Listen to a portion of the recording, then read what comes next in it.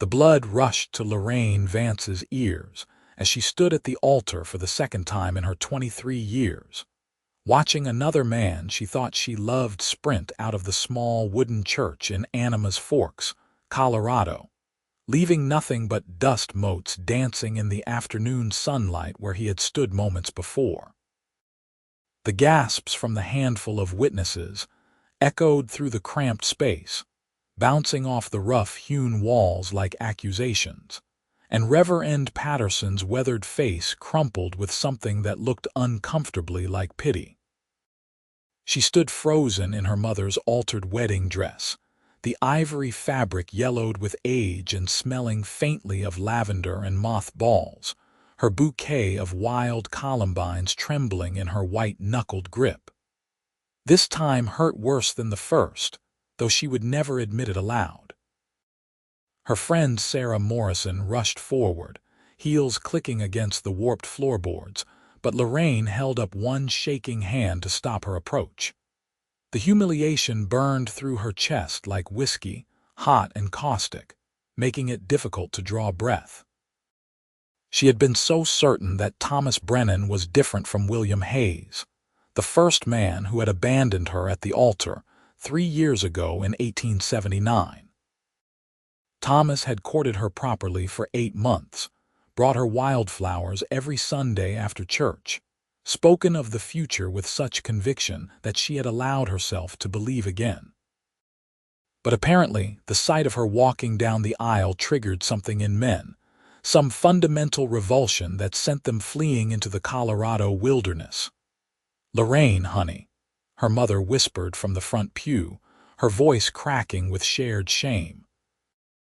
"I am fine," Lorraine said, though her voice sounded hollow even to her own ears. She set the bouquet down on the altar with exaggerated care, as though it were made of spun glass rather than mountain wildflowers. "Would someone please tell me what is wrong with me?" The question hung in the air, unanswered because no one knew what to say. Lorraine lifted her chin, forcing herself to meet the eyes of the townspeople who had gathered to witness what they had assumed would be her wedding. Most looked away quickly, unable or unwilling to hold her gaze. She recognized the expressions: confusion, embarrassment, a bit of morbid fascination at being present for such spectacular misfortune twice over. In a mining town as small as Animas Forks, population barely 200 souls, this would be the talk of every saloon and general store for months to come.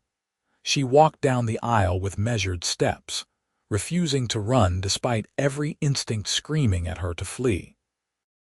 Her father stood near the door, his mining clothes cleaned and pressed for the occasion, his face an unreadable mask.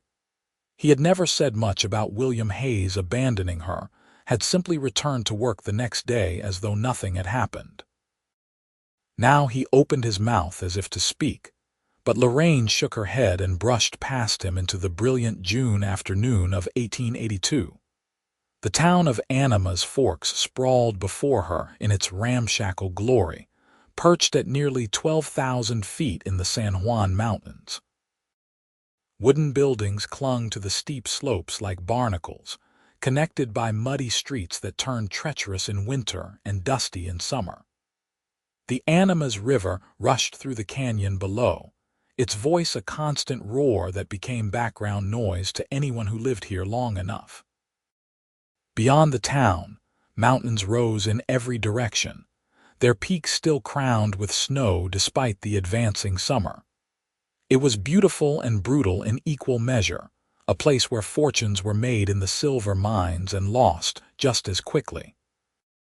Lorraine walked toward her parents' small house on the edge of town, ignoring the curious stares from miners lounging outside the saloon. Her dress dragged in the dirt, picking up dust and debris, but she could not bring herself to care. Let it be ruined. She would never wear it again, would never stand at another altar, would never give another man the chance to confirm what was apparently obvious to everyone but her. She was fundamentally unlovable, something in her core that drove men away at the crucial moment. She was halfway home when she heard horse hooves behind her, multiple riders approaching at a casual pace. She did not turn around, did not want to see who it was, but the riders pulled alongside her anyway. 3 men on horseback, strangers to her, though in a mining town people came and went with the regularity of the seasons. "Madam," the lead rider said, touching the brim of his hat.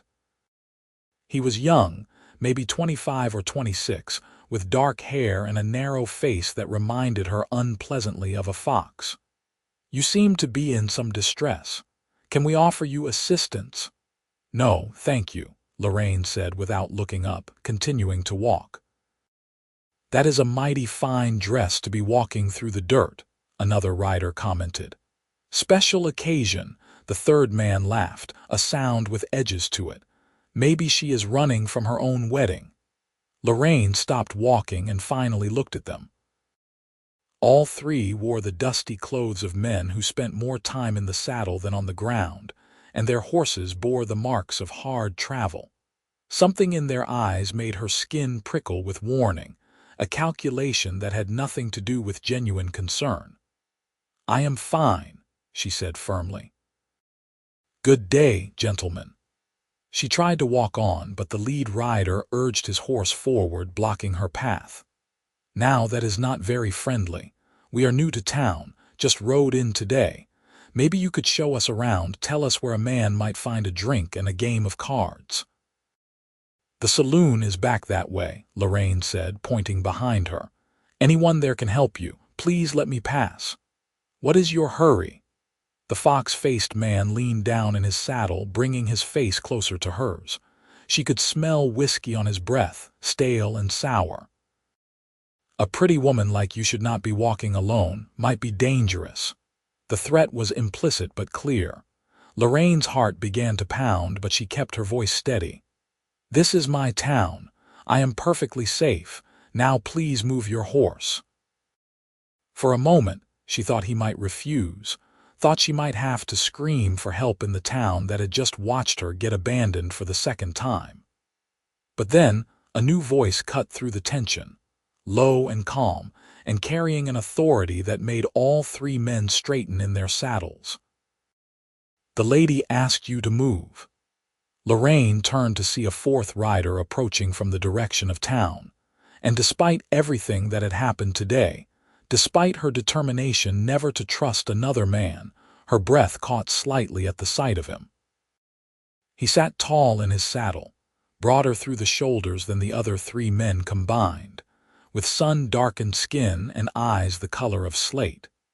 He wore typical cowboy attire, well worn but cared for, and twin colts rode low on his hips in a way that suggested he knew how to use them. But it was his face that held her attention, strong-jawed and serious, with the kind of weathered handsomeness that came from years of outdoor work and honest living. "This is not your concern, friend," the fox-faced man said, though his hand had moved closer to his own gun. "I am making it my concern," the newcomer said evenly. He looked at Lorraine, and something in his gaze was different from the calculation in the other men's eyes. "Are these men bothering you, madam?" "Yes," Lorraine said before she could think better of it. "I would like them to let me pass." The stranger nodded once and shifted slightly in his saddle, a movement that put his hand closer to his gun without being overtly threatening. "You heard her. Move along." For a long moment, nobody moved. The fox-faced man looked at his companions, some silent communication passing between them, weighing their options. 3 against 1 should have been good odds, but something about the stranger's calm confidence gave them pause. Finally, the leader spat into the dirt and jerked his horse's head around. "This town is not very friendly," he said. "Come on, boys.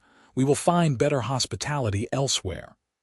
They rode past, giving the stranger a wide berth, and Lorraine watched them go with relief flooding through her limbs. When they had disappeared around a bend in the road, she turned back to her rescuer. "Thank you," she said. "That could have gotten unpleasant." "Could have," he agreed, swinging down from his saddle with easy grace. Up close, he was even taller than she had thought, probably 6 feet and then some. "Are you all right?" "I am fine," Lorraine said automatically, then almost laughed at how many times she had said those words today. "Actually, no. I am having possibly the worst day of my life, but the part you prevented would have made it considerably worse, so thank you." A smile tugged at the corner of his mouth, barely visible but there. Would it be inappropriate to ask what happened? Lorraine looked down at her ruined dress, at the wildflowers still pinned in her hair that Sarah had arranged so carefully this morning, and felt a hysterical laugh bubbling up in her chest. "I got left at the altar, for the second time. So I am either spectacularly unlucky or spectacularly unlovable, and I have not decided which option is worse." She had not meant to say all that, had not meant to spill her humiliation to a complete stranger, but something about him made her want to be honest. Maybe it was because he was a stranger, someone who had not witnessed her shame in the church. His expression shifted, something that might have been anger flashing across his features. "Any man who would do that is a fool and a coward." "That makes 2 fools and 2 cowards then," Lorraine said. "Though I suppose that makes me the biggest fool of all for not learning my lesson the first time." She brushed at her dress uselessly, succeeding only in smearing the dirt more thoroughly into the fabric. "I should get home. Thank you again for your help, Mr. Nash," he said and held out his hand. "Nash Ashford. I am new to Anima's Forks, just hired on with the Gold Prince mine." "Lorraine Vance," she said, taking his hand.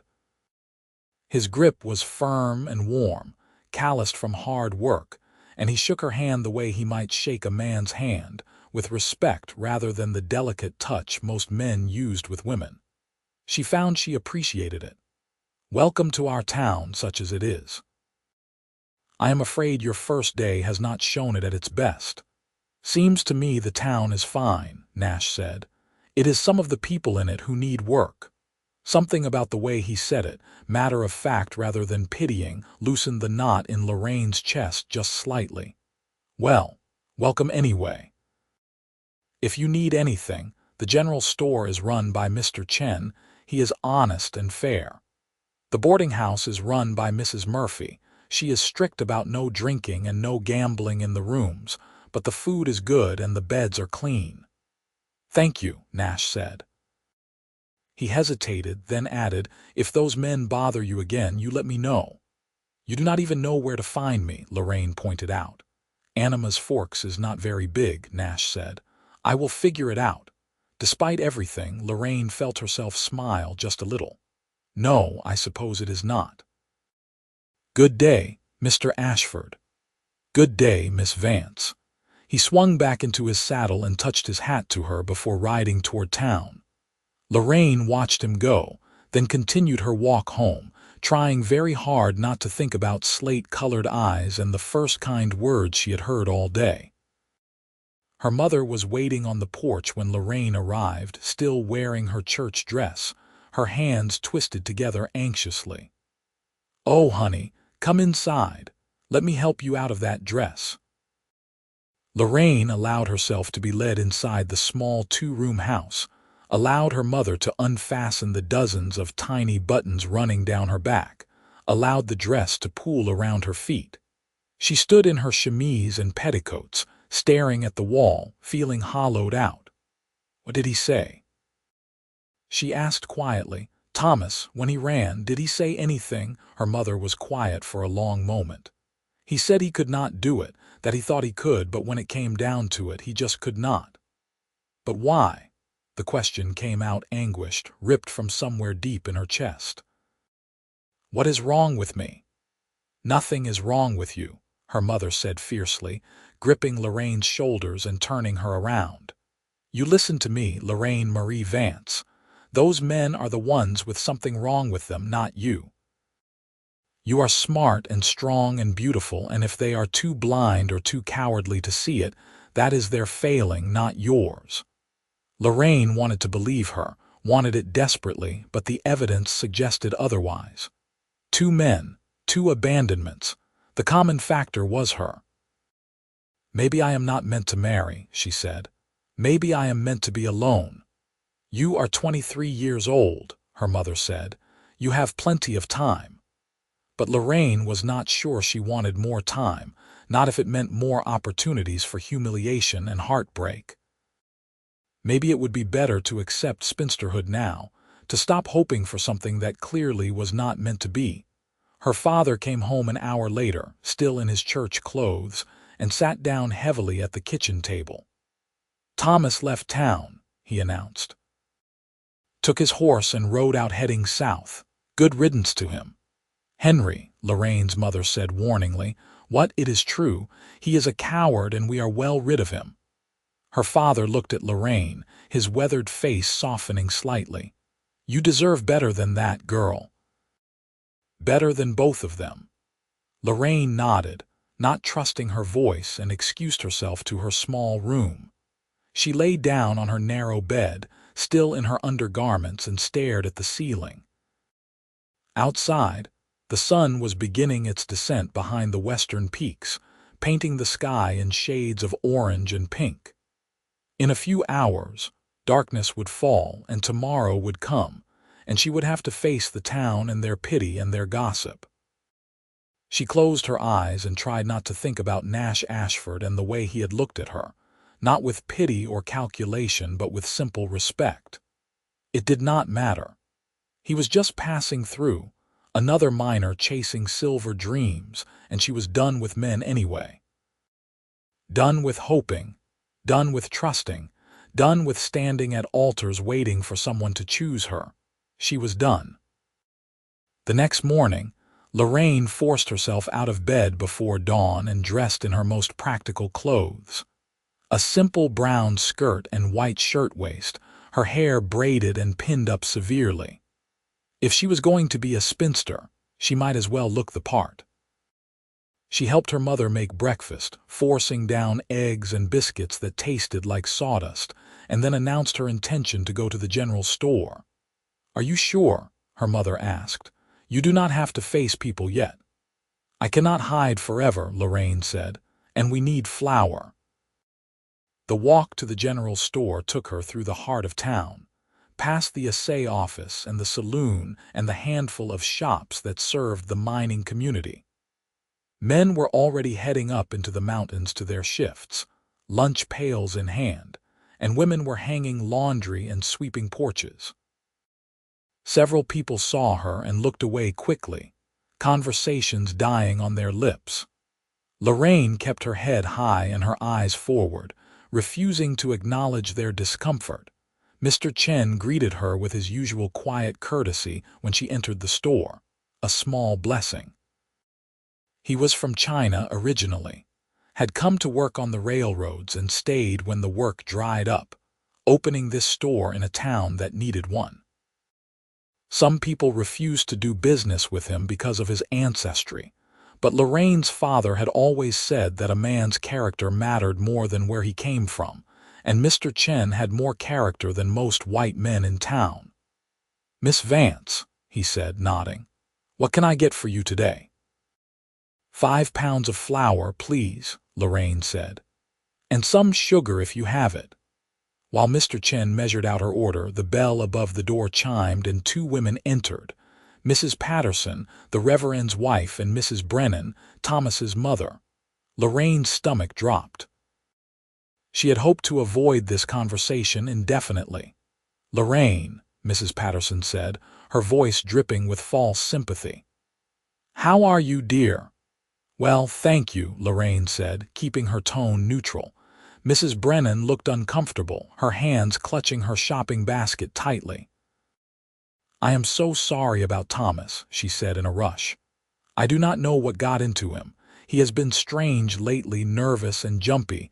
I thought it was just wedding jitters, but—" "It is fine," Lorraine said, though it was not fine at all. "These things happen." "Twice, though, Mrs." Patterson said, shaking her head. That is just terrible luck. Have you considered that maybe? She trailed off delicately. Maybe what? Lorraine asked, her voice sharp despite her best efforts. Well, maybe you are rushing things, Mrs. Patterson said. Maybe you need to wait longer, make sure the man is really committed before setting a date. The implication was clear. This was somehow Lorraine's fault. She had pushed the men into proposals they did not really want. Rage flared hot in Lorraine's chest, but before she could respond, another voice cut in from behind her. Or maybe the men in this town need to learn to keep their word. Lorraine turned to see Nash Ashford standing in the doorway, blocking out the morning sun. He looked even taller than he had yesterday, and there was something in his expression that made both older women take an involuntary step backward. When a man asks a woman to marry him, he should mean it, Nash continued, his voice calm but carrying an edge. Breaking that promise, especially publicly, is about the most dishonorable thing a man can do. Seems to me Miss Vance is the injured party here, not the one who needs to change her behavior. Mrs. Patterson's face flushed. Well, I never suggested otherwise, just that. Yes, you did, Nash said flatly. You implied it was her fault those men ran. It was not. It was theirs. He moved past them to the counter, touching his hat to Lorraine as he passed. Morning, Miss Vance. Good morning, Mr. Ashford, Lorraine managed, her heart hammering. She could not believe he had just done that, had just defended her to women he did not know in a town he had just arrived in. Mrs. Patterson and Mrs. Brennan exchanged glances, then hurried out of the store with whatever dignity they could muster, the bell chiming sharply behind them. Mr. Chen finished wrapping Lorraine's order, his expression carefully neutral but his eyes twinkling slightly. That will be 40 cents, he said. Lorraine paid him and took her packages, then turned to Nash. You did not have to do that. Yes, I did, Nash said. He was examining a display of canned goods with apparent fascination. I do not care for people who kick others when they are down. You are going to make yourself very unpopular in this town if you keep defending me, Lorraine warned. I am currently the object of pity and gossip, not someone you want to associate with. Nash looked at her then, really looked at her, and the intensity of his gaze made her breath catch. I generally do not care much about popularity, he said, and I make my own decisions about who I associate with. Lorraine did not know what to say to that. She was saved from having to respond by Mr. Chen clearing his throat gently. Mr. Ashford was asking about boarding options, he said. I told him about Mrs. Murphy's, but that is full up right now with the new minors. I thought you might know if anyone else has rooms. Lorraine thought for a moment. Mrs. O'Connor sometimes takes boarders, she said. Her husband died last year and she has a big house. It is the blue one at the north end of town, near the stamp mill. Tell her Lorraine Vance sent you. She will treat you fair. Thank you, Nash said. He bought some tobacco and a few other supplies, then held the door open for Lorraine. They stepped out into the bright morning together, and Lorraine was acutely aware of the curious stares from people on the street. You really are going to make yourself unpopular, she said again, but there was no heat in it. I will manage, Nash said. He looked down at her packages. Can I walk you home? Lorraine knew she should say no. Knew that being seen with a strange man the day after being abandoned at the altar would only fuel more gossip. But standing in the morning sun with Nash Ashford looking at her like she was a person rather than an object of pity, she found she did not care. Yes, she said. That would be nice. They walked through town together, and Lorraine was aware of every eye on them, every whispered conversation. But Nash seemed oblivious to it all, or perhaps just unconcerned. He asked her about the town, about the mines, about life at 12,000 feet in the winter. She found herself answering easily, the conversation flowing naturally in a way it rarely did with other people. "It gets cold," she said. "Last winter we were snowed in for nearly 3 months. Some of the miners stayed up at the high camps, could not get down even if they wanted to. We lose people every year to avalanches and exposure." "But you stay," Nash observed. "It is home," Lorraine said simply. "My father works the Gold Prince, has for 10 years now. It is good work when there is work. And there is something about the mountains that gets into your blood. People who do not have it never understand, but people who do cannot imagine living anywhere else." Nash nodded slowly. "I understand that. I grew up on a ranch in Wyoming Territory, similar country. Wide open spaces, whether that will kill you if you are not careful. My father wanted me to stay and work the ranch, but—" He trailed off, something shuddering in his expression. "But," Lorraine prompted gently. "But I needed to be my own man, not just his son," Nash said. "So I left. Worked cattle drives, freight hauling, some mining, saved my money. Someday I will have my own ranch, but I need to build the capital first." "Is that why you came to Animas Forks? The silver mines?" "Partly," Nash said. "Also heard the town was growing, might need a deputy or marshal soon. I have some experience with law work." They had reached Lorraine's house, and she turned to face him, shielding her eyes from the sun. "Be careful with that," she said. "This town has its share of claim jumpers and thieves. It can get dangerous." "I am generally careful," Nash said. His expression softened slightly. "Thank you for the recommendation about Mrs. O'Connor and for telling me about the town." "Thank you for defending me," Lorraine said, "even though you did not have to." "I did have to," Nash said again, and there was something in his voice that made her chest feel tight. "Take care, Miss Vance. You too, Mr. Ashford." She watched him walk back toward town, tall and straight-backed and completely out of place in this small mining town, and felt something stir in her chest that she ruthlessly suppressed. She was done with men, done with hoping. It did not matter that Nash Ashford had kind eyes and a strong jaw and had defended her twice in as many days. It did not matter at all. She repeated that to herself all day, through helping her mother with laundry and mending, through a quiet dinner where her father complained about a new vein running dry.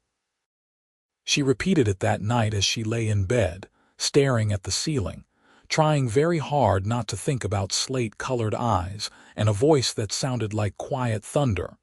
She was done with men. She was absolutely, definitely done. The problem was that Nash Ashford did not seem to be done with her. Over the next 2 weeks, she kept running into him. At the general store, where he always tipped his hat and asked how she was doing. At the church social, where he politely asked if he could sit at her table and proceeded to ignore the whispers from other townspeople. At the Sunday service, where he somehow ended up in the pew behind her family. Each encounter was brief and proper, nothing that could be called courting, but each time Lorraine felt that traitorous warmth in her chest growing a little stronger. He had taken a room at Mrs. O'Connor's and a job at the Gold Prince mine, working the same shifts as her father. He was apparently a hard worker and kept to himself, which in a town like Animas Forks meant he was quickly accepted by the other miners.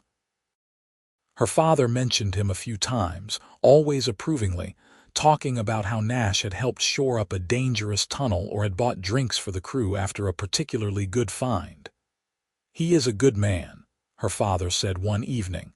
"Steady, the kind you can rely on." Her mother gave Lorraine a meaningful look that Lorraine pretended not to see. Then came the incident that changed everything. Lorraine had gone to the stamp mill to take lunch to her father, who was working a double shift. The mill was loud and dangerous, huge pistons crushing ore into powder day and night, the noise deafening even from outside. She was picking her way carefully between the machinery when she heard shouting, urgent and frightened. Cave in. Cave in at Tunnel 7. The words sent ice through her veins. Her father was working Tunnel 7 today. She dropped the lunch pail and ran toward the mine entrance, along with dozens of other people emerging from shops and houses at the alarm. A crowd was already gathering, women clutching each other and crying, men organizing rescue parties. "Who was in there?" someone was shouting. "Who was working Tunnel 7? Henry Vance, Jake Morrison, Tom Riley, and the new man, Nash Ashford," the foreman called back. Plus 2 others up at the face. Lorraine's world narrowed to a pinpoint. Her father and Nash trapped underground. She pushed through the crowd, trying to get closer, trying to see, but someone caught her arm. "Miss Vance, you cannot go in there," one of the miners said, not unkindly. "We will get them out." "How bad is it?" she asked, her voice shaking. The miner's face told her everything before he said the words. "Bad. The whole section collapsed. We will do everything we can." The next 4 hours were the longest of Lorraine's life. She sat with her mother and Sarah Morrison and the other women, waiting for news, any news. Her mother's face was gray, her hands twisted in her apron. Other miners went into the tunnels with timbers and tools, working to clear the collapse, and occasionally someone would emerge to give an update. "We can hear them knocking. They are alive. We have cleared about 10 feet, but there is another 30 at least. We hit water. It is flooding." That last update made several women cry out in despair. Water in a collapsed mine was a death sentence. Men could drown or die of cold before rescuers reached them. But the miners kept working, kept digging, and finally, after what felt like years, someone emerged from the mine entrance supporting a man covered in mud and blood. Tom Riley, coughing and shaking but alive. Then Jake Morrison, his arm hanging at an odd angle but walking under his own power. Then Nash Ashford appeared, carrying another miner over his shoulders. He was soaked through and bleeding from a cut on his forehead, but he was upright and moving. He laid the other miner down gently and immediately turned back toward the entrance. "My father," Lorraine said, grabbing his arm. "Where is my father?" Nash looked at her, his eyes bloodshot and exhausted. "Still inside. The water came up fast, separated us, but I heard him calling. He is alive." "I am going back." "Nash, you need the doctor," the foreman said, looking at the blood running down Nash's face. "After," Nash said flatly, and went back into the mine. Lorraine wanted to scream, wanted to follow him, wanted to do anything but stand there uselessly. Her mother was sobbing now, quietly but steadily, and Lorraine held her, staring at the mine entrance and praying to a God she was not sure she believed in anymore. Another hour passed. Then, finally, Nash emerged again, this time with her father leaning heavily against him. Her father's face was white as paper and his breathing was labored, but his eyes were open and aware. Lorraine and her mother rushed forward. "Pa," Lorraine said, tears streaming down her face. "Pa, you are all right." "Thanks to him," her father said hoarsely, nodding toward Nash. "Came back for me. Tunnel was filling with water, would have drowned if not for him." The doctor was there then, checking both men over, and Lorraine stepped back to give him room. She found Nash sitting on a timber, someone handing him water, his hands shaking now that the crisis was over. Without thinking, she crossed to him and knelt down. "Thank you," she said, her voice barely above a whisper. "Thank you for saving him." Nash looked at her, and in his eyes she saw something raw and unguarded. "Could not leave him," he said. "Could not leave any of them." "You went back twice," Lorraine said. "You could have died." "But I did not," Nash said. He tried to smile, but it came out as more of a grimace. "We are all right. Everyone got out." The doctor declared her father bruised and battered but not seriously injured, just exhausted and half frozen from the water. Nash had a concussion and needed stitches in his forehead, but was otherwise all right. The mine owners announced the tunnel would be closed for inspection and repairs, which meant no work and no pay for the men who had been assigned there, but nobody seemed to care. They were alive, and in a place like Anima's Forks, that was victory enough. That evening, after her father had been settled at home and fed and put to bed, Lorraine put on her shawl and walked to Mrs. O'Connor's boarding house. She knew it was improper to call on a single man at his residence, knew it would cause more gossip, but she did not care. She needed to see Nash, needed to thank him properly. Mrs. O'Connor answered the door and looked at her with knowing eyes but said nothing, just pointed up the stairs. "Second door on the left.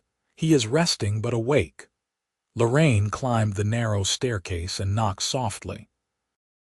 Nash's voice called for her to enter. He was sitting on the edge of a narrow bed in a small but clean room, his shirt off, revealing a broad chest marked with bruises and scrapes. The bandage on his forehead was white against his tanned skin. He looked up when she entered, surprise flickering across his face. "Miss Vance, you should not be here." "I know," Lorraine said. "I do not care. I needed to see you to thank you properly for what you did today." "I just did what anyone would do," Nash said. "No," Lorraine said firmly, stepping further into the room. "Most men would have gotten themselves out and stayed out. You went back. Twice. You saved my father's life." Nash stood up, reaching for his shirt, but Lorraine crossed the room and caught his hand, stopping him. They stood there, inches apart, and Lorraine could feel the heat radiating from his skin, could see the pulse beating in his throat. "Why did you do it?" she asked softly. "Because it was right," Nash said. Then, after a pause, "and because he is your father." The admission hung between them, heavy with implication. Lorraine looked up at him, at his battered face and his serious eyes, and felt something inside her crack open, something she had locked away after Thomas ran. "I was done with men," she said. "After Thomas, after William, before him, I swore I was done. No more hoping, no more trusting, just me alone." "I understand that," Nash said quietly. "But then you showed up," Lorraine continued, her voice shaking slightly. "And you defended me to those men on the road and to Mrs. Patterson in the store. And you have been kind to me when you had no reason to be, and today you risked your life for my father, and I do not know what to do with that." Nash reached up with his free hand and gently touched her cheek, his fingers rough but gentle. "I have been trying to stay away," he admitted. "Trying to give you space to not be another man pushing his way into your life. But Lorraine, I cannot stop thinking about you. From the moment I saw you walking down that road in your wedding dress, looking fierce and hurt and proud, I have not been able to get you out of my head." Lorraine closed her eyes, feeling the warmth of his hand against her skin. "I am afraid," she whispered. "What if I let myself care and you leave too?" "I will not leave," Nash said. "I am not William Hayes or Thomas Brennan. When I make a promise, I keep it."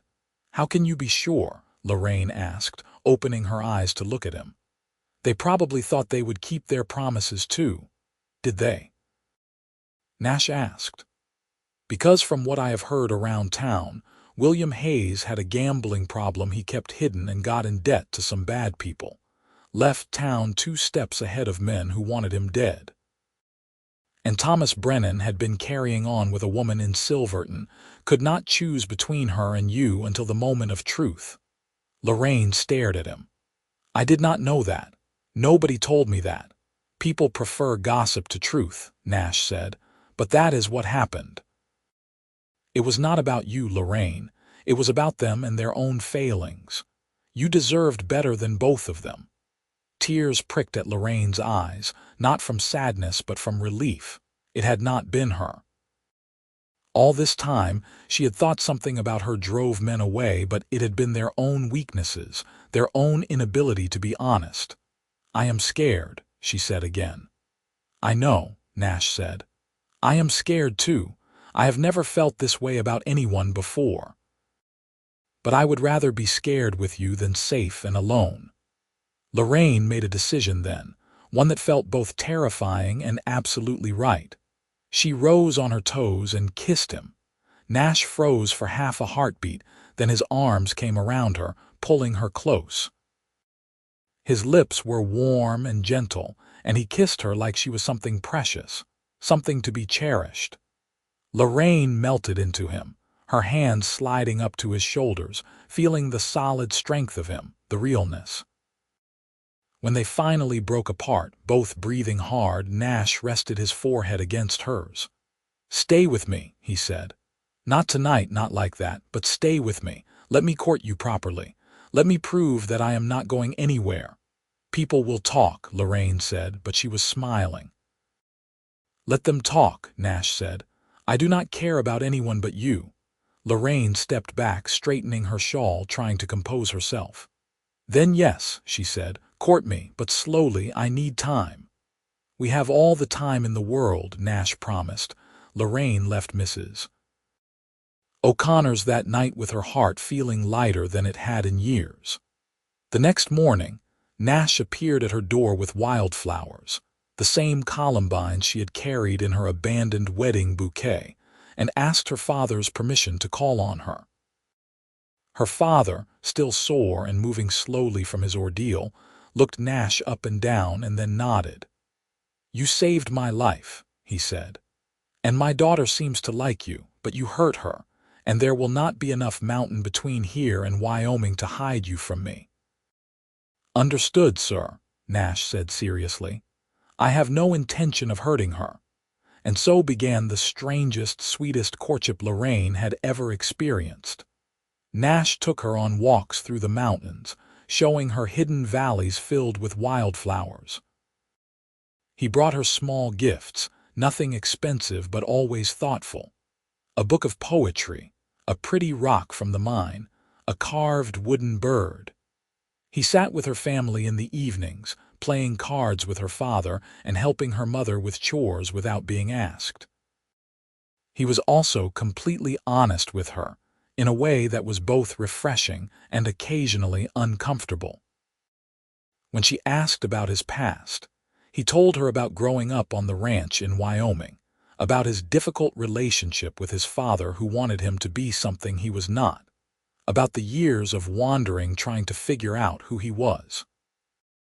When she told him about William and Thomas, about the humiliation and pain, he listened without judgment and then held her hand and told her that their loss was his gain. 6 weeks after the mine collapse, Nash took her on a picnic up to a high meadow where the wildflowers were in full bloom and the view stretched for miles. They ate sandwiches and fresh bread, and Nash told her stories about his cattle driving days that made her laugh. Then, as the sun was starting its descent, he got quiet. "Lorraine, I need to tell you something," he said, her heart clenched. Here it was, the moment where he told her he was leaving, that this had been fun, but he had to move on. She braced herself. "I love you," Nash said. Lorraine blinked. "What?" "I love you," he repeated, taking her hand. "I know it has only been 6 weeks, and maybe that is too fast, but I am not good at pretending. I love you. I love your strength and your courage and the way you refuse to let this town make you ashamed of something that was not your fault. I love how you care for your parents and how you stand up for yourself and how you smile when you think nobody is watching." Tears were streaming down Lorraine's face now, and she did not bother to wipe them away. "I love you too," she said. "I did not want to, I tried not to, but I do." Nash pulled her close and kissed her, long and deep, and Lorraine felt like she was finally home. But even as happiness bloomed in her chest, a small voice of fear whispered in the back of her mind. What if this was like the other times? What if something went wrong? As if reading her thoughts, Nash pulled back and looked at her seriously. "I know you are scared. I know you have been hurt. But I am going to prove to you every single day that I am not going anywhere. However long it takes, whatever I need to do, I will show you that you can trust me." How? Lorraine asked. Marry me, Nash said. Lorraine's breath stopped. What, marry me? Nash repeated. Not today, not next week, whenever you are ready. But know that I am asking. Know that I want you to be my wife and I want to spend the rest of my life with you. And when you are ready, when you trust that I mean it, you tell me, and we will get married. That is not how proposals work, Lorraine said, laughing through her tears. I do not care how it usually works, Nash said. I care about what you need. And you need to know that I am serious, but you also need time to believe it. So I am giving you both. The proposal stands for as long as you need. Lorraine threw her arms around him and held him tight, breathing in the scent of him, soap and leather and mountain air. I do not deserve you, she whispered. Yes, you do, Nash said firmly. You deserve everything good in this world. They stayed in that meadow until the stars came out, talking about everything and nothing, making plans and sharing dreams.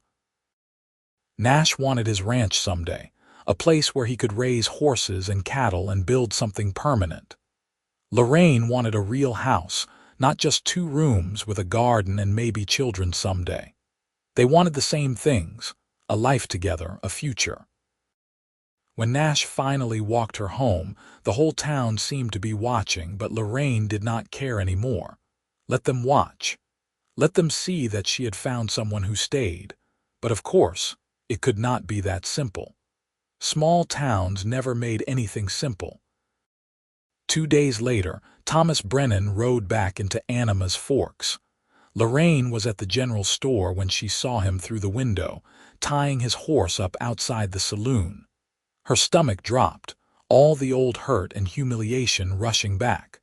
What was he doing here? Why would he come back? She finished her shopping quickly and hurried home, hoping to avoid him, but that evening there was a knock on her door. Her father answered it, and Lorraine heard Thomas's voice asking to speak with her. Absolutely not, her father said flatly. Please, Mr. Vance, I just need 5 minutes. I owe her an explanation. You owe her a lot more than that, boy. I know, please. Lorraine came to the door, and when her father saw her face, he reluctantly stepped aside. 5 minutes, he said to Thomas. Then you leave and do not come back. Thomas looked terrible. He had lost weight, and there were dark circles under his eyes. He twisted his hat in his hands nervously. Lorraine, I am so sorry, he said. I know that does not mean much now, but I am. I was a coward and I hurt you, and I have regretted it every day since. Why did you do it? Lorraine asked quietly. Thomas closed his eyes. Because I was scared. Because everyone was watching and I felt trapped and I panicked.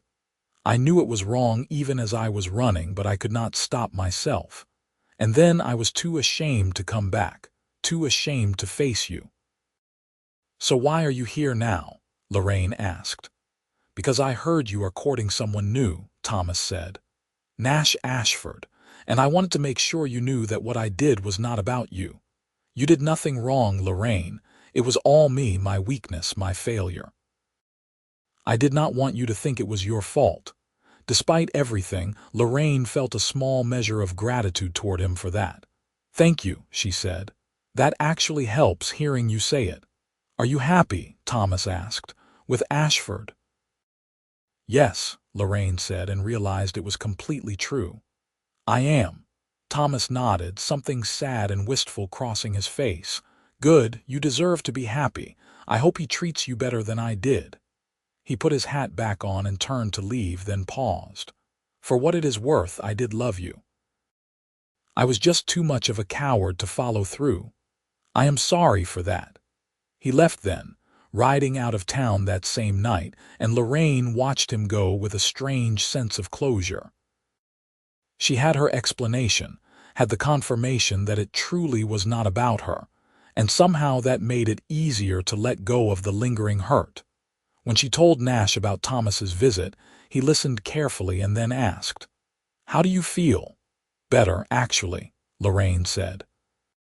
Hearing him say it was not my fault, hearing it from him directly, that helped. Good, Nash said. He pulled her close. "Because you are stuck with me now, and I do not give up easily." Summer turned to autumn in the high mountains, the aspens turning gold and the nights growing cold. Nash continued working the Gold Prince mine and saving money for his future ranch. Lorraine helped her mother with sewing work to bring in extra income, making shirts and mending clothes for the miners. Life settled into a comfortable rhythm, and slowly, Lorraine's fear began to fade. Nash proved himself in 100 small ways. When she was sick with a fever, he sat by her bedside for 2 days, bringing her water and cool cloths. When a drunk miner harassed her outside the general store, Nash appeared out of nowhere and quietly but firmly removed the man. When her mother's birthday came, Nash secretly arranged for a cake from the hotel bakery, the only place in town that made fancy cakes, and her mother cried with happiness. He also opened up to her in ways that made her understand him better. He told her about the scar on his ribs, from a cattle stampede years ago. He told her about his younger sister who had died of fever when he was 15, and how he still thought about her sometimes. He told her about his fear that he would turn into his father, hard and cold and unable to show affection. "You are nothing like that," Lorraine assured him. "You are the kindest man I have ever known." "I try," Nash said. "My father never told me he loved me, not once. I swore if I ever had a family, I would tell them every day." It was these conversations, these moments of vulnerability, that finally convinced Lorraine. Not the grand gestures, though those were nice, but the quiet moments where Nash showed her his heart. Winter came early that year, the first snow falling in late September. The town prepared for the long, cold months, stockpiling food and firewood. Some miners left for lower elevations, but most stayed, including Nash. The mines worked through winter, though shifts were shorter and more dangerous. One evening in early October, Lorraine and Nash were sitting on her family's porch, bundled in coats and blankets, watching the snow fall. It was peaceful and quiet, the kind of moment that felt suspended in time. "Nash," Lorraine said quietly. "Yes, I am ready." He turned to look at her. "Ready for what?" "To marry you," Lorraine said, her heart pounding. "I trust you. I know you will not leave. I am ready." Nash's face transformed, joy blazing across his features. "Are you sure?" "I am sure," Lorraine said. "You asked me months ago and said the proposal stands. I am saying yes."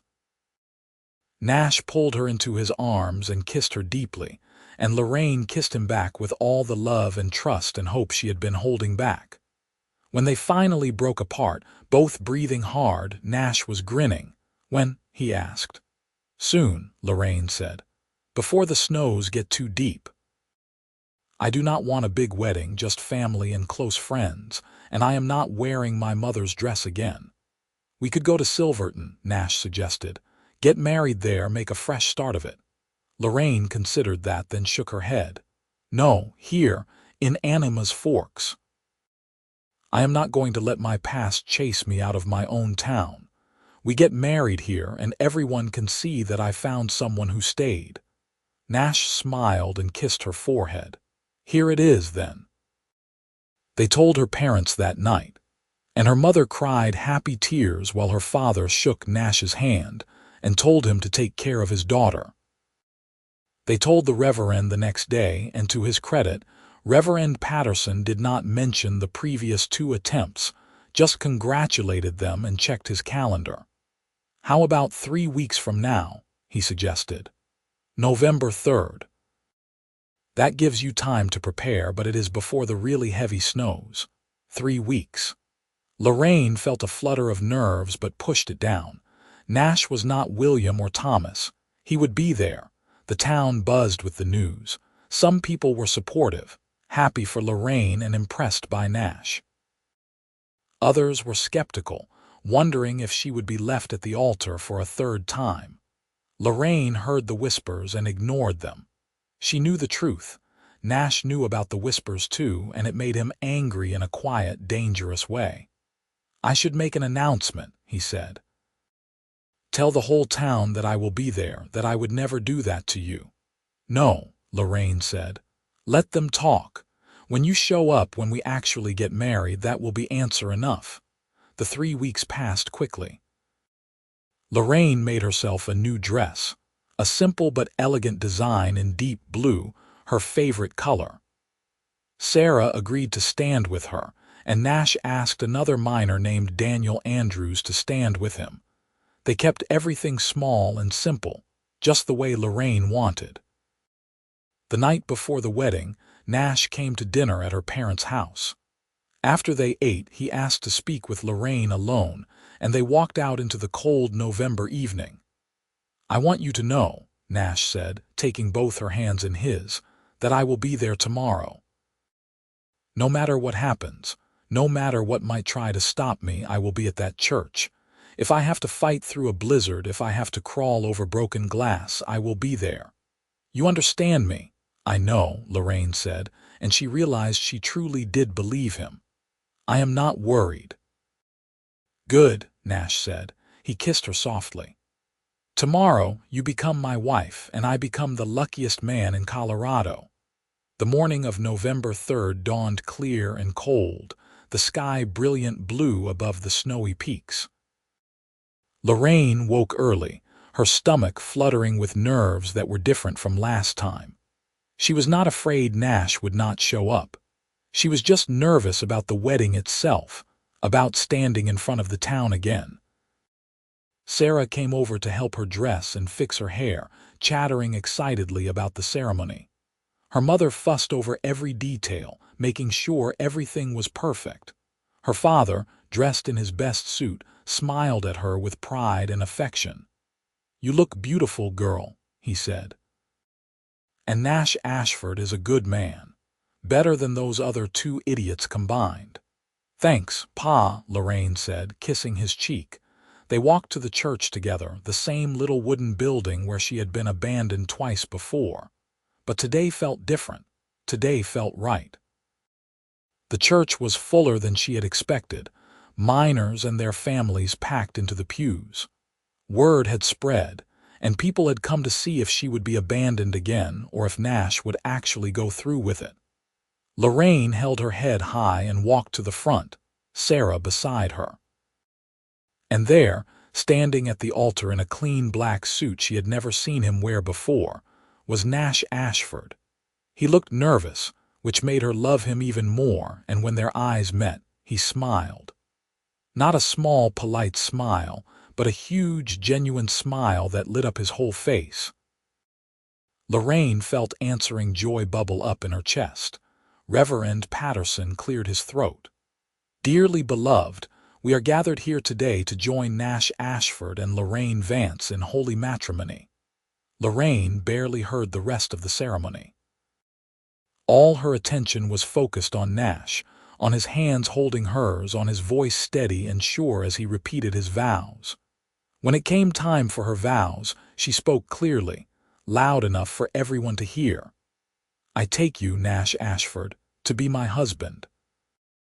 To have and to hold from this day forward, for better or worse, for richer or poorer, in sickness and in health, to love and to cherish, until death do us part."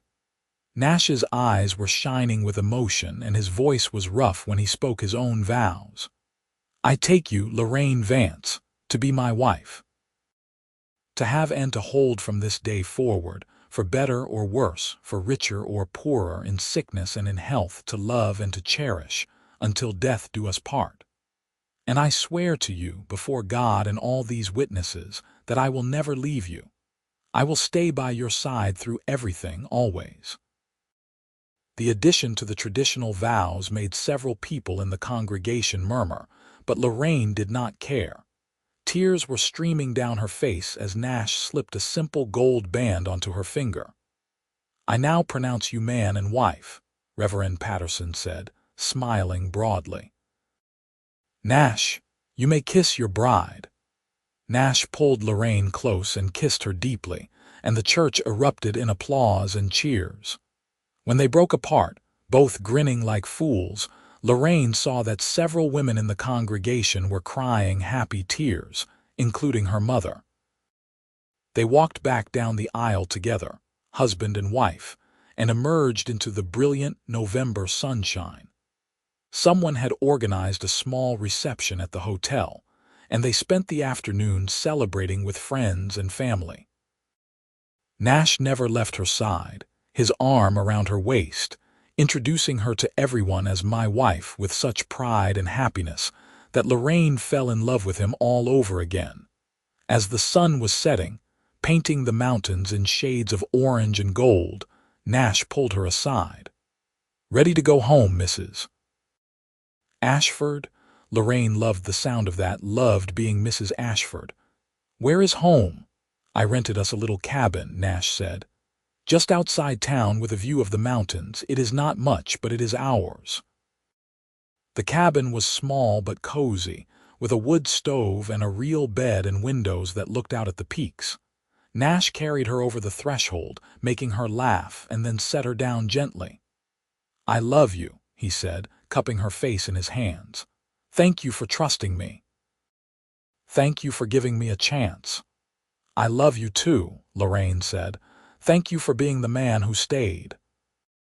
They spent their first night as husband and wife wrapped in each other's arms, talking and laughing and loving, and Lorraine knew with absolute certainty that she had finally found what she had been looking for all along. Not someone perfect, but someone real, someone who would stay. Winter settled over Anima's Forks with its usual ferocity. The snows piled high and the temperature dropped well below zero, but Lorraine had never been warmer. She and Nash created a life together in their small cabin, learning each other's rhythms and habits. Nash worked the mines during the short winter days and came home to her in the evenings. Lorraine sewed and cooked and kept the cabin warm, and when the weather was too bad for Nash to go to the mines, they spent the days together reading, talking, and planning for the future. Nash was saving aggressively for his ranch, putting aside most of his mining wages. Lorraine added what she could from her sewing work. They talked about where they might go, what kind of ranch they wanted. Nash was leaning toward Wyoming, back near where he grew up, but someplace new where he could build something of his own. "Maybe near Cheyenne," he said one evening, the two of them huddled close to the stove while wind howled outside. "Good grazing land, access to the railroad. We could build a real house, raise horses." "How many years until we have enough saved?" Lorraine asked. 3, maybe 4 if we are careful," Nash said. "I know it is a long time." "I do not mind," Lorraine said, snuggling closer to him. "As long as we are together." Christmas came, and they spent it with her parents, exchanging small gifts and eating her mother's famous roast. Nash gave Lorraine a beautiful wool shawl, deep green and soft as clouds. Lorraine gave him a new hat to replace his battered old one, and a carved wooden box for his personal items. But the real gift was simply being together, being a family. In January, news came that changed their plans. The Gold Prince mine had struck a rich new vein, deeper than they had been working before. The owners were looking for experienced men to work the new tunnel, dangerous work but with significantly higher pay. Nash was offered a position, and he talked it over with Lorraine before accepting. "It is risky," he admitted. "Deeper means more chance of cave-ins, bad air, flooding. But the pay is 3 times what I am making now. We could have enough for the ranch in a year and a half instead of 3 or 4. "Is it worth the risk?" Lorraine asked, remembering the terror of the last cave-in. "I will be careful," Nash promised, "and I will not take stupid chances. But yes, I think it is worth it."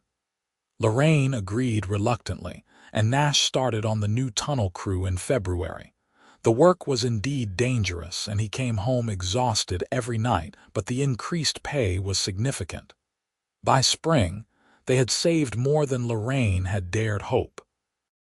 April brought the first real thaw, the snow melting in rushing streams down the mountains. Lorraine discovered she was pregnant. She had suspected for a few weeks, but had not been sure until she visited the doctor in Silverton on a supply run.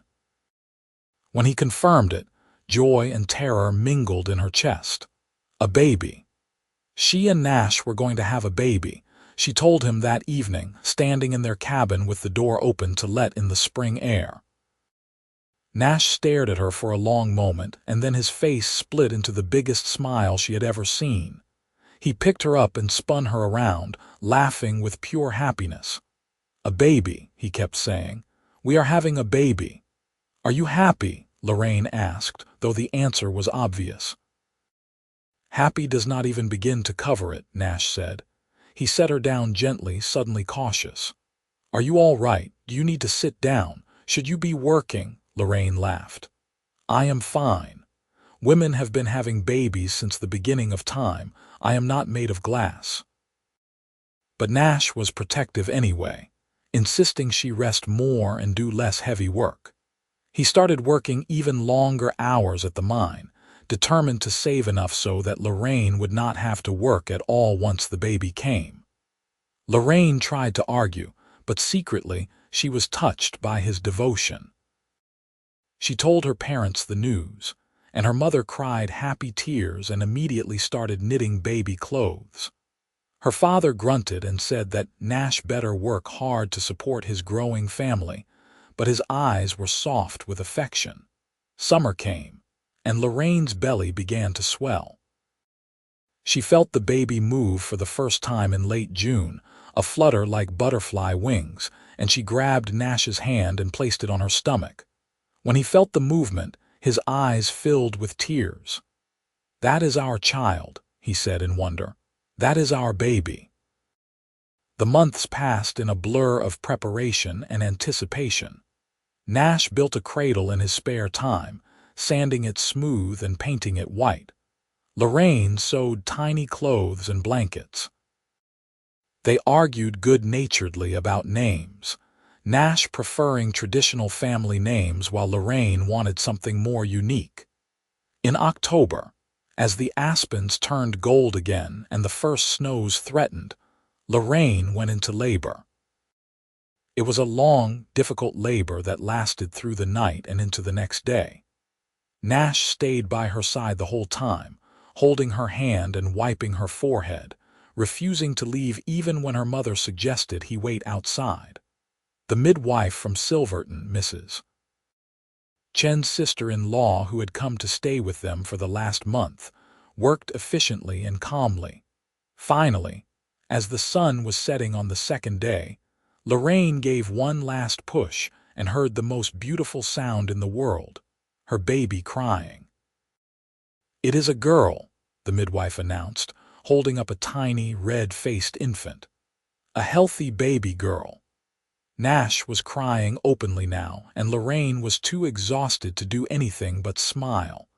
The midwife cleaned the baby and wrapped her in a soft blanket, then placed her in Lorraine's arms.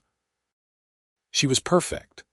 Tiny and wrinkled and perfect, with Nash's dark hair and what looked like it might be Lorraine's blue eyes. Lorraine touched her daughter's small hand and felt fingers curl around her own, and her heart swelled with a love so intense it was almost painful. "Hello, little one," she whispered. "I am your mama." Nash leaned over them both, his arm around Lorraine's shoulders, staring at his daughter with awe. "She is beautiful, just like you." "What should we call her?" Lorraine asked. They had debated names for months but had never quite decided. Now, looking at her daughter, Lorraine knew. "Hope," she said. "Her name is Hope." Nash nodded, tears still streaming down his face. "Hope Ashford, it is perfect." The next few months were exhausting and wonderful in equal measure. Hope was a good baby, relatively calm and healthy, but she still woke every few hours to nurse. Lorraine spent her days caring for the baby, catching sleep when she could. Nash helped when he was home, walking the floor with Hope when she was fussy, changing diapers without complaint, singing to her in his rough voice. Winter came again, their second winter together, but this time they were 3. The cabin felt smaller but warmer with the baby's presence. Nash continued working the deep tunnel and their savings grew. By Christmas, they had enough to buy land for their ranch. "We could go in the spring," Nash said one evening, Hope asleep in her cradle beside them. "Once the passes are clear. Head to Wyoming, find a good piece of land, start building." Lorraine looked around their small cabin, at the life they had built here in Anima's Forks. She thought about her parents, about Sarah and the other friends she had made. But she also thought about the wide, open spaces Nash had described, about raising Hope on their own land, building something permanent. "Yes," she said, "let's go in the spring." They spent the winter preparing. Nash gave notice at the mine, promising to work through until April. Lorraine carefully packed their belongings, deciding what to take and what to sell. They said goodbye to friends and family, promising to write and visit when they could. Her mother cried when they told her, but her father nodded approvingly. "A man needs his own place," he said. "You have done well, Nash. Take care of my girls." "Always," Nash promised. In late April, with the snow finally melting and the passes opening up, they loaded their belongings into a wagon Nash had bought. Hope, now 6 months old and growing rapidly, was bundled in blankets.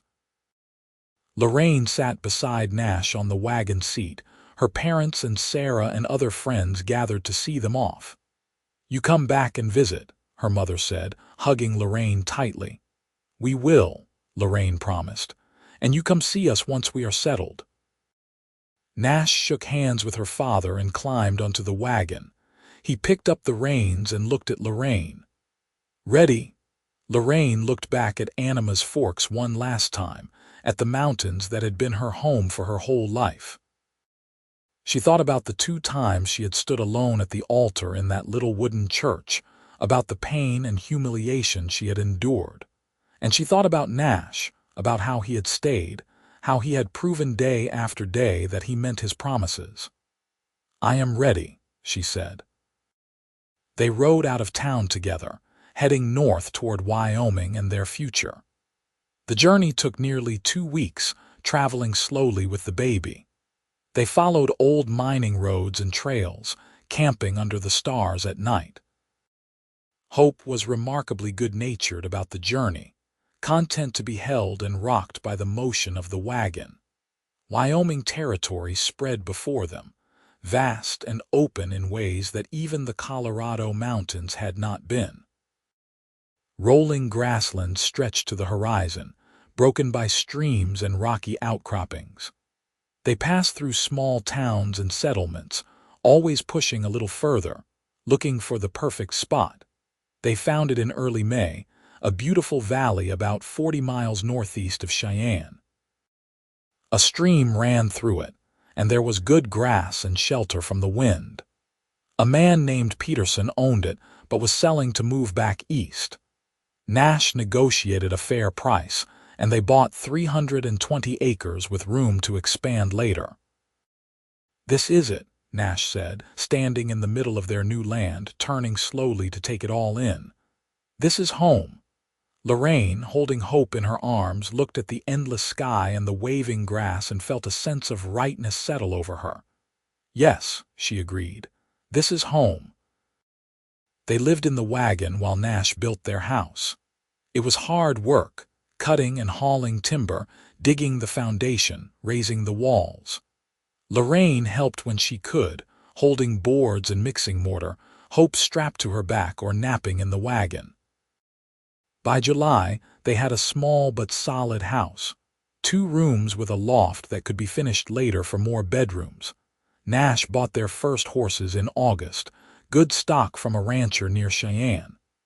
They started with just 6 mares and a stallion, but it was a beginning.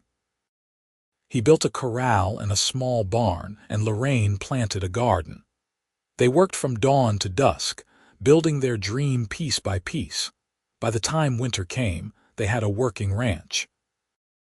It was small and there was still much to do, but it was theirs, every inch of it earned through hard work and determination. They spent their second winter together, snug in their own house on their own land, watching Hope learn to crawl and then take her first wobbly steps. The years passed in a blur of hard work and happiness. The ranch grew slowly but steadily. Nash proved to be an excellent horseman, breeding and training horses that gained a reputation for quality. Lorraine's garden expanded, and she started selling vegetables and preserves to the growing town nearby. Hope grew from a baby into a curious, energetic toddler with her mother's blue eyes and her father's determination. When Hope was 3, Lorraine became pregnant again. This time it was twins, 2 boys they named Henry after her father and Daniel after Nash's friend from the mine. The house suddenly felt much smaller, but Nash added on rooms and somehow they made it work. Their family was growing, their ranch was thriving, and Lorraine had never been happier. More years passed. Hope started school in the nearby town, riding there with Nash when he went to sell horses or buy supplies. The twins grew into rambunctious 5-year-olds who thought the ranch was their personal playground. Nash hired 2 hands to help with the work, young men who lived in the bunkhouse he had built and treated Lorraine with respect and kindness. Through it all, Nash kept his promise. He was there, every single day, working beside her, loving her, building their life together. Some mornings Lorraine still woke up expecting it to be a dream, expecting to find herself alone. But then she would feel Nash's arm around her, would hear the sounds of their children waking, and she would remember that this was real. On their 10th wedding anniversary, Nash surprised her with a trip back to Anima's Forks. They left the children with the ranch hands and traveled by train, a luxury they rarely indulged in. Anima's Forks looked smaller than Lorraine remembered, slightly more weathered, but fundamentally the same. Her parents were older, her father retired from the mines and her mother moving more slowly. But they were healthy and thrilled to see their daughter and son-in-law. They spent a week visiting, catching up with old friends, showing Nash where Lorraine had grown up. On their last day, Nash asked if she wanted to visit the church.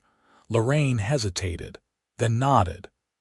They walked to the little wooden building, still standing despite the harsh winters and winds. Inside, it was exactly as she remembered. Rough-hewn pews, simple altar, windows that let in the mountain sunlight. "I stood here twice," Lorraine said quietly, standing at the altar. "Twice I watched men run away from me. I thought there was something wrong with me, something that made me unlovable." Nash moved to stand beside her, taking her hand. "And now I know the truth," Lorraine said, turning to face him. "There was nothing wrong with me, I just had not met you yet." Nash pulled her close and kissed her, there at the altar where she had once stood alone. "I am glad you waited for me," he said, "even though you did not know you were waiting." "So am I," Lorraine said. They left Anima's Forks the next day, heading back to Wyoming and their ranch and their children. As the train pulled away from the station, Lorraine watched the mountains recede into the distance and felt only gratitude.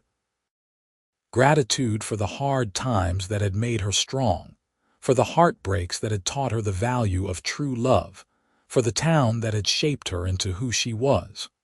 But mostly she felt gratitude for Nash, for the cowboy who had stayed when everyone else had run.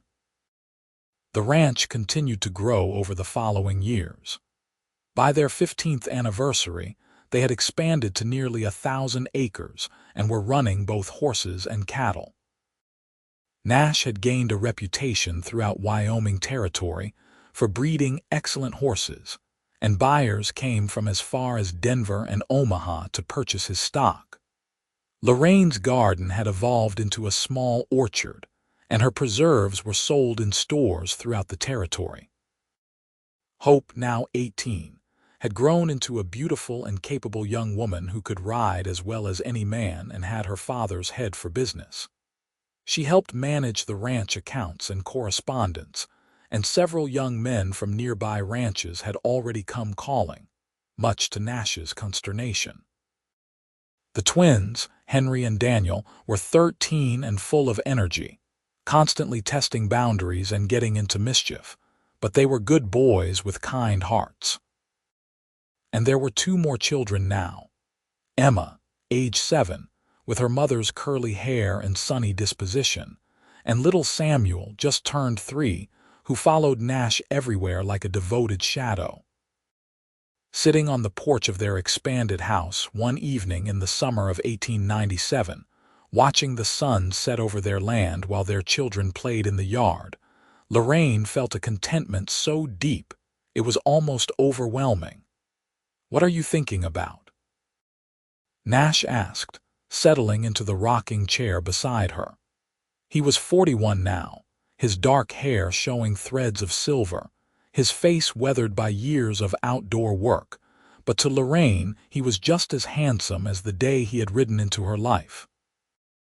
"I was thinking about the first time I saw you," Lorraine said.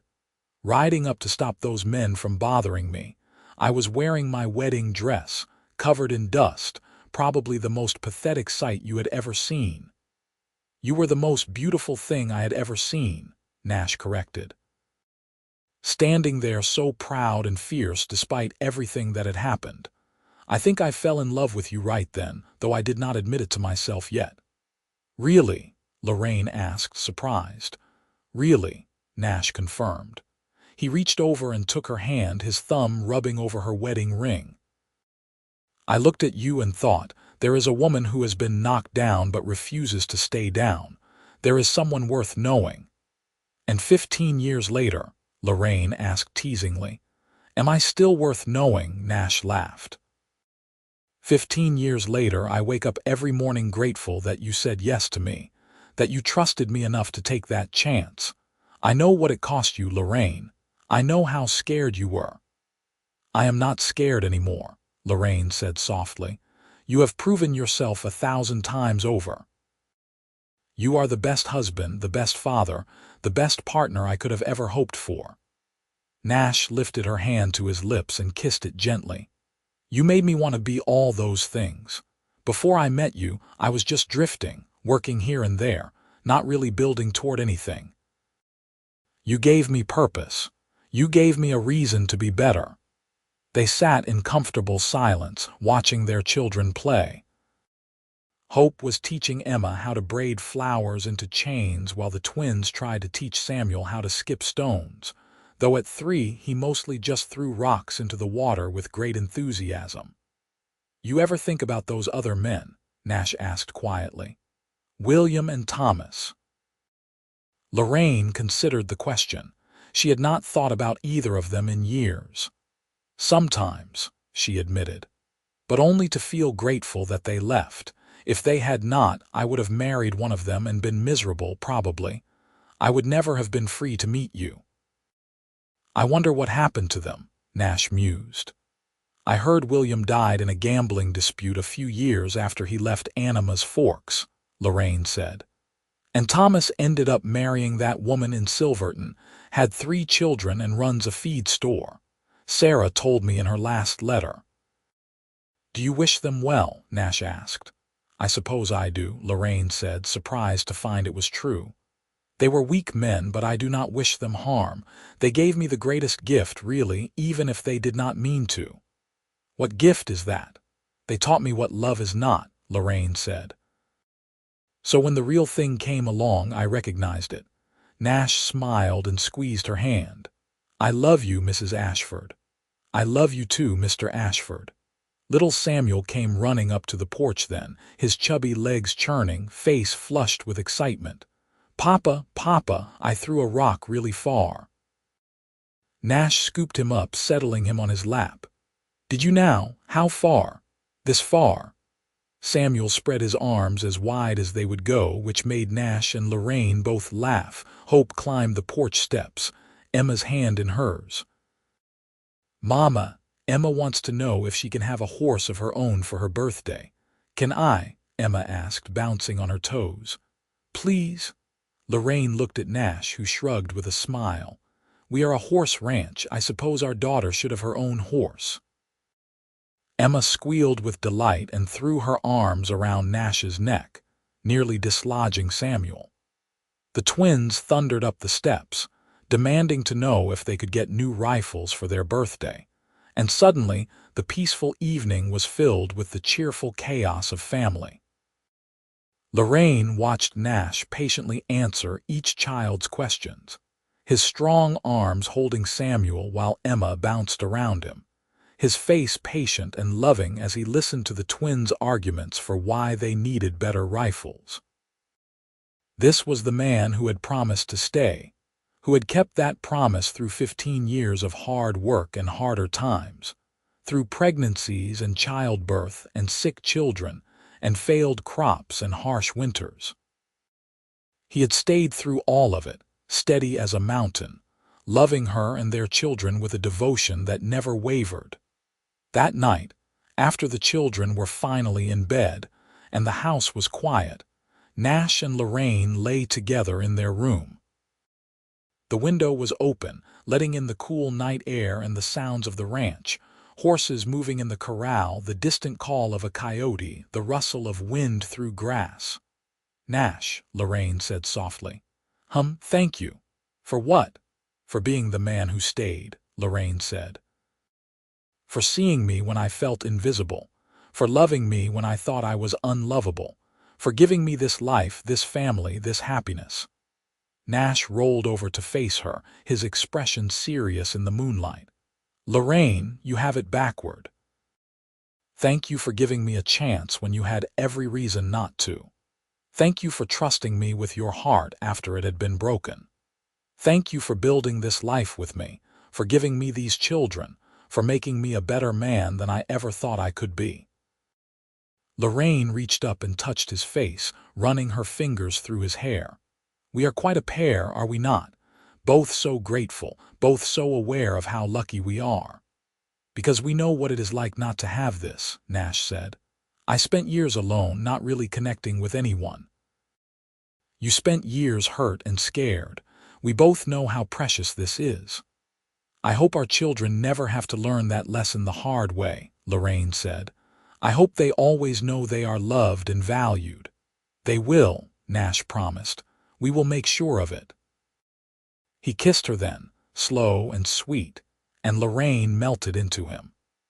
After 15 years, his touch still made her heart race, still filled her with warmth and desire and love. She knew women who barely tolerated their husbands after years of marriage, who saw them as burdens or obligations. She could not imagine feeling that way about Nash, not in 15 years or 50. The years continued to pass, marked by the rhythms of ranch life and the milestones of their children's lives.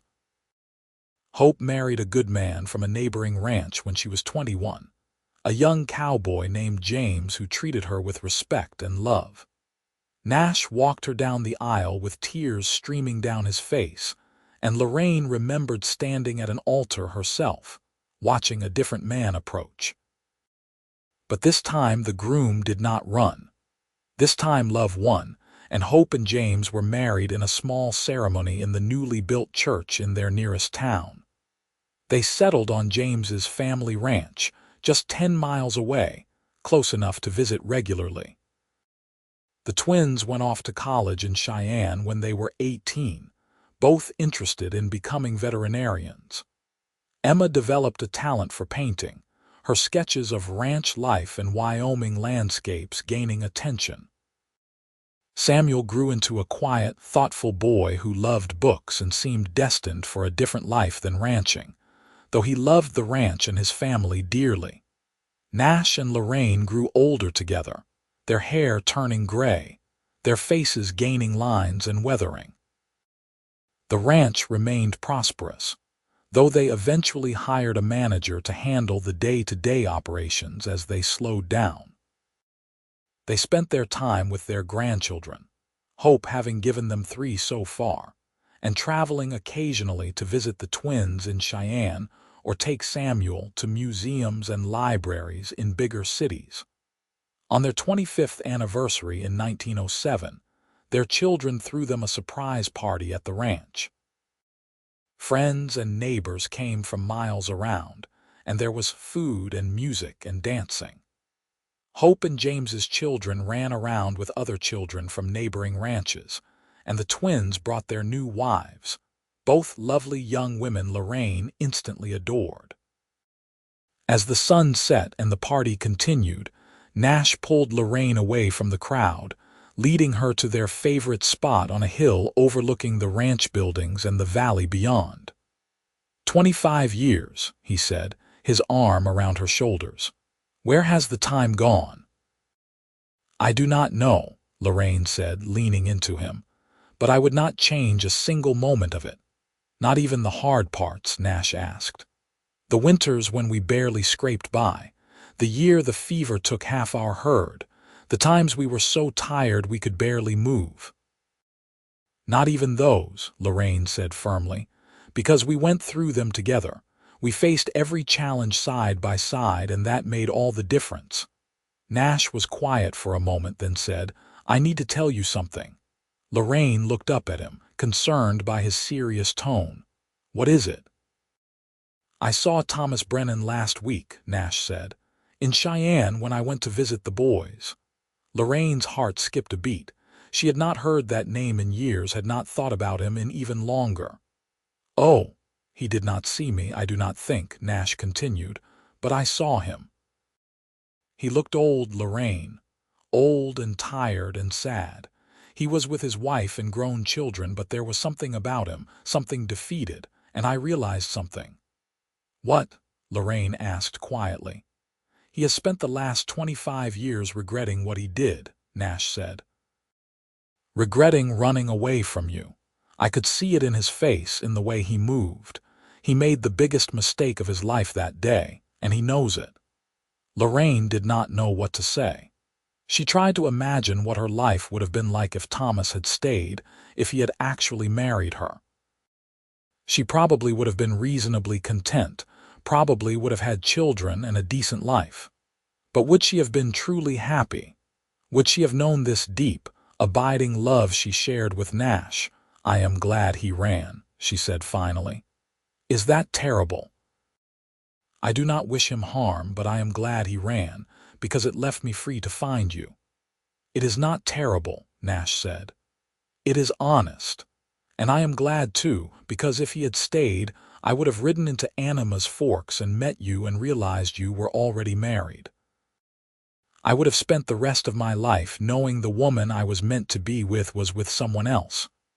We found each other, Lorraine said. That is what matters.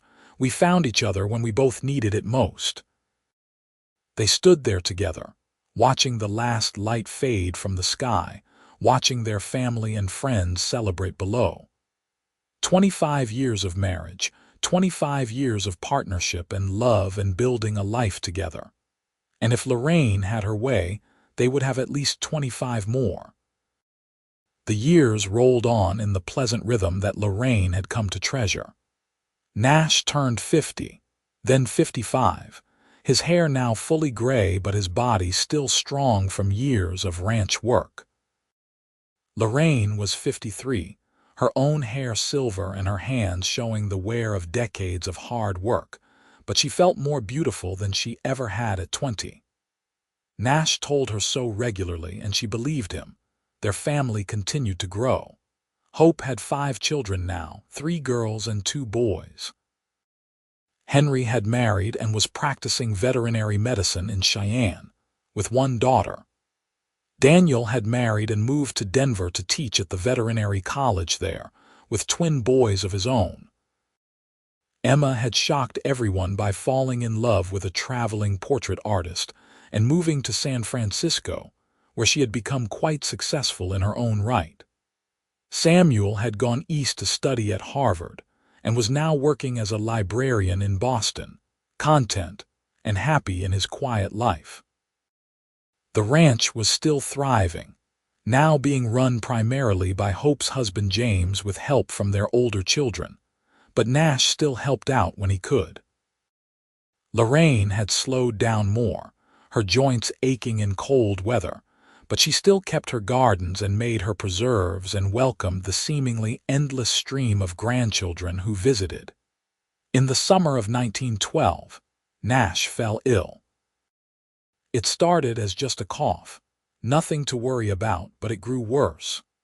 The doctor came from town and diagnosed pneumonia, prescribed rest and medication, but Nash only seemed to get weaker. Lorraine sat by his bedside day and night, forcing him to drink broth, sponging his fevered brow, praying to a God she sometimes doubted. Hope came and stayed, helping care for her father and keep the ranch running. The boys sent telegrams asking if they should come, but Nash insisted they stay where they were.